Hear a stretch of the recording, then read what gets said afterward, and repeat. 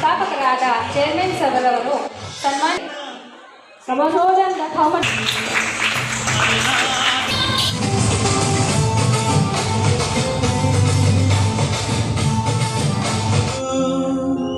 ಕರುನಾಡು ಮಣ್ಣಿದು ವಂದಿಸು ಪೂಜಿಸು ಮಣ್ಣಿನ ಹೆಣ್ಣನ್ನು ಜರಿಬೇಡ ಅಭಿಮಾನಿ.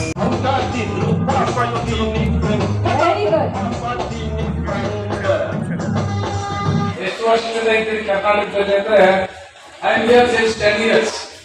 ಕನ್ನಡ ಬರುತ್ತೆ ಅಂದ್ರೆ ಸ್ವಲ್ಪ ಸ್ವಲ್ಪ ಎರಡು ವರ್ಡ್ ಮಾತ್ರ ಬರುತ್ತೆ.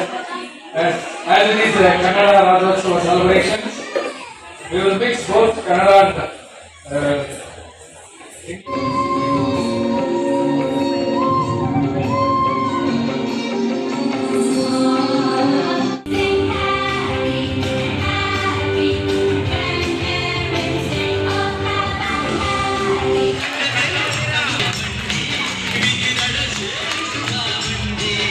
Thank you.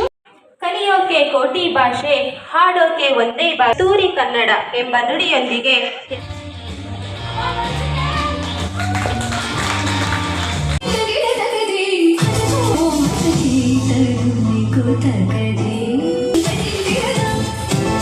ಕನ್ನಡ ರಾಜ್ಯೋತ್ಸವ ಶುಭಾಶಯಗಳು.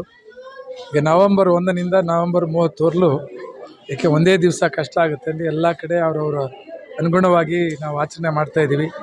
ನಮ್ಮದು ಸುಮಾರು 15 ಬ್ರ್ಯಾಂಚ್ ಇರೋದರಿಂದ ಎಲ್ಲ ಕಡೆ ಎಲ್ಲ ಬ್ರ್ಯಾಂಚ್ಗಳಲ್ಲೂ ಕನ್ನಡ ರಾಜ್ಯೋತ್ಸವ ಸಂಭ್ರಮ ಮಾಡಿಕೊಂಡು ಇವತ್ತು 30ನೇ ತಾರೀಕು ಲಾಸ್ಟಲ್ಲಿ ಈ ಬ್ರ್ಯಾಂಚಲ್ಲಿ ಮಾಡಿದ್ದೀವಿ.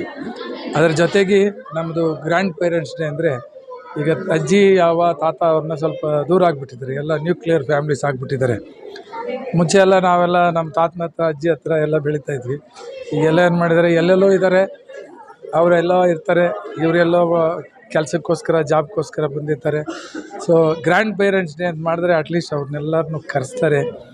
ಈಗ ಎಲ್ಲೆಲ್ಲಿಂದನೋ ಎಲ್ಲರನ್ನೂ ಕರೆಸಿದ್ದಾರೆ. ಅವಾಗ ಒಬ್ಬರು ಹೇಳಿದ್ರು ನಾನು ಚೆನ್ನೈಯಿಂದ ಬಂದೆ ಅಂತ, ಒಬ್ಬರು ಬಾಂಬೆಯಿಂದ ಬಂದೆ ಅಂತ, ಎಲ್ಲ ಕಡೆಯಿಂದ ಬಂದು ಒಂದೆರಡು ದಿವಸ ಮೊಮ್ಮಕ್ಕಳ ಜೊತೆಯಲ್ಲಿ ಇದ್ದು ಮತ್ತು ಅವ್ರನ್ನೂ ಸ್ಟೇಜ್ ಮೇಲೆ ಒಂದು ಕೆಲವು ಕಾರ್ಯಕ್ರಮಗಳು ಮಾಡಿಸಿದ್ವಿ. ನಮಗೂ ಒಂಥರ ಸಂತೋಷ. ಇದು ನಮ್ಮ ಬಾಲ್ವಿನ್ ಸ್ಕೂಲ್ ಕಲ್ಚರ್, ಅದು ಗ್ರ್ಯಾಂಡ್ ಪೇರೆಂಟ್ಸ್ ಡೇ ಅನ್ನೋದು ಒಂದು ಕಲ್ಚರ್ ಮಾಡಿದ್ವಿ. ಸೊ ಈ ರೀತಿಯಾಗಿ ಮತ್ತು ಕನ್ನಡ ರಾಜ್ಯೋತ್ಸವ ನಾವೆಷ್ಟೇ ಇಂಗ್ಲೀಷಲ್ಲಿ ಬೆಳೆದ್ರೇನೋ ಎಷ್ಟೇ ಆದ್ರೇನೋ ನಾವು ಕರ್ನಾಟಕದಲ್ಲಿರೋದ್ರಿಂದ ಕನ್ನಡ ರಾಜ್ಯೋತ್ಸವ ಎಲ್ಲರಿಗೂ ಕನ್ನಡ ಕಲಿಸ್ಬೇಕು. ಈಗ ನನ್ನ ಮಂಡೂರಲ್ಲಿ ಒಂದು ಶಾಲೆ ಇದೆ, ಅಲ್ಲಿ ಒಂದು 5-6 ಇದರಲ್ಲಿ ನಾನೇ ಸ್ಪಾನ್ಸರ್ ಮಾಡ್ತೀನಿ. ಅಲ್ಲಿ ಪ್ರೆಸ್ಟೇಜ್ ಟ್ರ್ಯಾಂಕ್ಯುಲಿಟಿಯಲ್ಲಿ 2800 ಮನೆ ಇದೆ, 125 ಜನ ಕನ್ನಡಿಗರಿದ್ದಾರೆ ಮನೆ. ಅದಕ್ಕೆ ಅವರು ಮೊನ್ನೆ ಹೇಳಿದ್ರು, ಸರ್ ಸ್ಪಾನ್ಸರ್ ಮಾಡಬೇಕಂದ್ರೆ ಎಲ್ರಿಗೂ ಕರ್ನಾಟಕದ ಊಟ ಹಾಕ್ಸ್ಬೇಡ, ಜೋಳದ ರೊಟ್ಟಿ ಊಟ ಅಂಥೇಳಿ ಎಷ್ಟು ಜನ ಬಂದು ತಿಂತಾರೆ ತಿನ್ನಲಿ ಅಂಥೇಳಿ ಮಾಡಿಸಿದ್ವಿ. ಎಲ್ಲ ವಿಲಾಸು ಅಲ್ಲಿ ಇಲ್ಲಿ ಎಲ್ಲಿ ಬೆಳೆದ್ರೂ ಕನ್ನಡ ರಾಜ್ಯೋತ್ಸವದ ನಾವು ಎನ್ಕರೇಜ್ ಮಾಡ್ತೀವಿ. ಯಾಕೆಂದರೆ ಆ ಋಣ ತೀರಿಸ್ಬೇಕು. ನಾವು ಇಲ್ಲಿ ಬೇಕಾದಷ್ಟು ಸಂಪಾದನೆ ಮಾಡ್ತೀವಲ್ವ, ಇಲ್ಲಿ ಕರ್ನಾಟಕದಲ್ಲಿ ನಾವು ಸಂಪಾದನೆ ಮಾಡ್ತಾಯಿದ್ದೀವಿ. ಅದು ಏನೇನಕ್ಕೋ ಮಾಡ್ತೀವಲ್ವ, ಈ ಕನ್ನಡ ಋಣನ ಅಳಿಸ್ಬೇಕು ಅಂಥೇಳಿ ನಮ್ಮ ಎಲ್ಲ ಶಾಲೆಗಳಲ್ಲೂ ನಾವು ಕನ್ನಡ ರಾಜ್ಯೋತ್ಸವನ ಆಚರಣೆ ಮಾಡ್ತಾಯಿದ್ದೀವಿ. ಅದಕ್ಕೆ ಅನುಗುಣವಾಗಿ ಇವತ್ತು ನಮ್ಮ ಗೆಸ್ಟ್ಗಳು ಕರೆಸಿದ್ದೀವಿ. ನಮ್ಮ ಮಹಾದೇವಪ್ಪನವ್ರನ್ನ ನಾನಲ್ಲಿ ಸ್ಟೇಜ್ ಮೇಲೆ 2-3 ಸಲ ನೋಡಿದ್ದೆ. ಸರಿ, ಏನೋ ಒಂದು ಮಾತು 2 ಮಾತು ಮಾತಾಡಿಸಿ ಕಳಿಸ್ಬಿಡ್ತಾಯಿದ್ವಿ. ಸೊ ನಮ್ಮ ಪ್ರಿನ್ಸಿಪಲ್ ಹೇಳಿದ್ರು, ಅವ್ರನ್ನ ಕರಿಬೇಕು, ಅದೇ ಒಳ್ಳೆ ಗೆಸ್ಟು, ಕರೀರಮ್ಮ, ಅವ್ರು ಬರಲಿ, ನಾನು ಬರ್ತೀನಿ ಅಂಥೇಳಿ ಅವರು ಬಂದು ಒಂದು ಹಾಡು ಹೇಳಿದ್ರು. ಇನ್ನೂ ವಿಭಿನ್ನವಾಗಿ ಒಂದು ಕನ್ನಡ ರಾಜ್ಯೋತ್ಸವ ನಮ್ಮ ಶಾಲೆಗಳಲ್ಲಿ ಮಾಡಿದಾಗ ಇನ್ನು ಇವ್ರನ್ನೆಲ್ಲ ಗೆಸ್ಟ್ಗಳನ್ನು ಕರೆದು ಇದು ಮಾಡ್ತೀವಿ. ಇನ್ನು ಕನ್ನಡ ರಾಜ್ಯೋತ್ಸವದಲ್ಲಿ ಕರ್ನಾಟಕದಲ್ಲಿ ಕನ್ನಡ ಇನ್ನೂ ಬೆಳಿಬೇಕು, ಉಳಿಬೇಕು, ಎಲ್ಲರೂ ಪ್ರೋತ್ಸಾಹ ಮಾಡಬೇಕು. ಜೈ ಹಿಂದ್, ಜೈ ಕರ್ನಾಟಕ. 3 ಜನ ಮೊಮ್ಮಗಳಿದ್ದಾಳೆ. ಅವಳು ಬೆಳಗ್ಗೆ ಎದ್ದರೆ ಫಸ್ಟು ಅವ್ರ ತಂದೆ ತಾಯಿನಕ್ಕಿಂತ ನಮ್ಮ ತಾತ ನೋಡಬೇಕು ಅಂತ. ಇವತ್ತು ಅವ್ರು ಇನ್ನೊಬ್ಬರು ತಾತ ಅಜ್ಜಿ ಮನೆಗೆ ಹೋಗ್ತಾಯಿದ್ರು. ಬೆಳಿಗ್ಗೆ ನನ್ನ ಹತ್ರ ಬಂದು ಬೆಳಗ್ಗೆ ಕೇಳ್ತಾಯಿದ್ರೆ, ನಮ್ಮ ಅಜ್ಜಿ ಮನೆಗೆ ಹೋಗ್ತಾಯಿದ್ದೀನಿ, ನೀವು ಬರಬೇಕು ನನ್ನ ಜೊತೆಯಲ್ಲಿ. ಏನಮ್ಮ ಅಂದರೆ, ನಿಮ್ಮ ಅಜ್ಜಿ ಮನೆಗೆ ಹೋಗ್ಬಾ ಅಂದರೆ, ಇಲ್ಲ ನೀವು ಬರಬೇಕು.